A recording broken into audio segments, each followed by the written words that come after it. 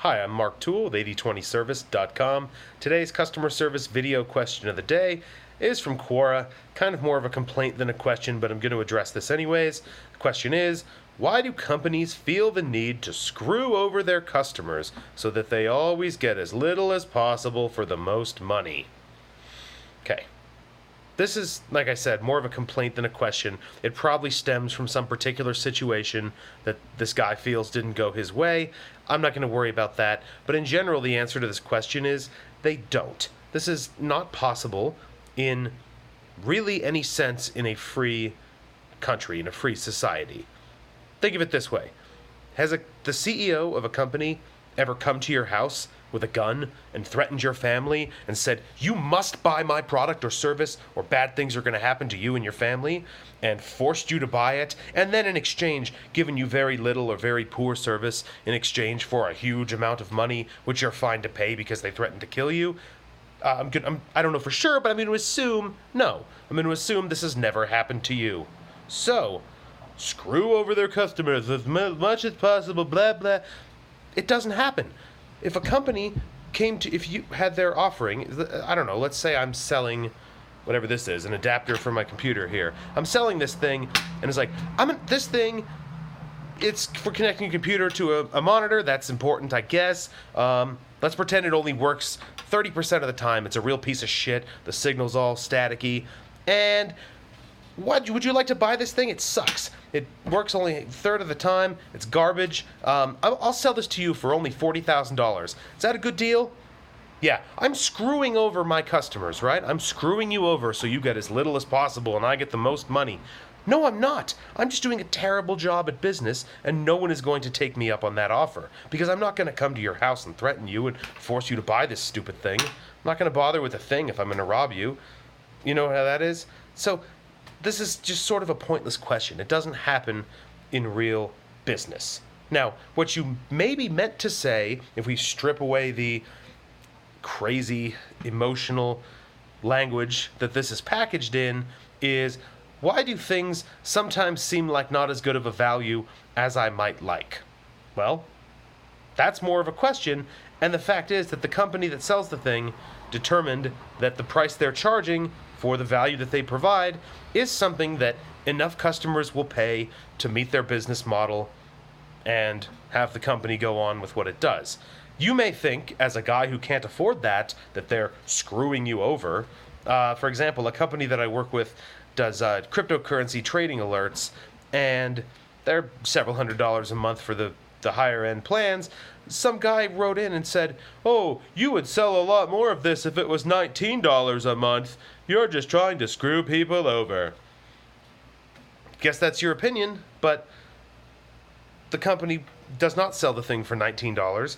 Fact is, you'd need a lot more people at a low price to meet your business needs to make the same amount of money as fewer people at a higher price to make the same amount of money. It's a decision that businesses make. No one is screwing you over. No one is trying to give you as little as possible for the most money. Businesses are trying to meet goals and make money for themselves and sell a product or service at a value that the market will support. And if the market supports a price for a thing just because you can't afford it or you don't think it's worth that much, no one's screwing you over. They're just selling a thing that costs more than you'd like to pay for it, and you're welcome to not buy it. If there are competitors, you're welcome to buy from a competitor. If there are no competitors, you're welcome to start a company and sell the thing for $9 and see if you do better.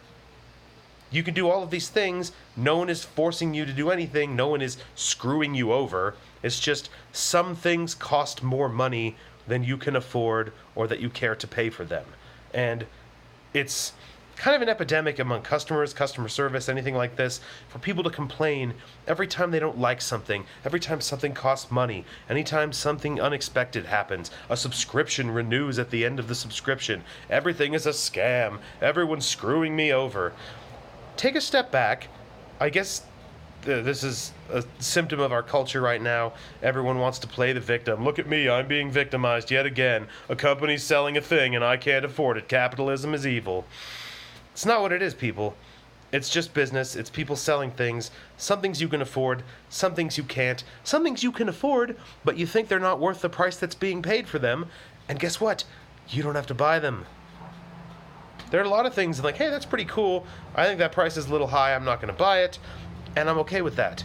And you need to be okay with that. It's not a scam. No one is screwing you over. It's just a company selling a thing. So get past the emotional language. Look at it objectively. And what you're really asking is, how come some things cost more than I'd care to pay for them, or able to pay for them? And the answer to that question is obvious, because other people are willing to pay that, enough that it supports the business that sells the thing.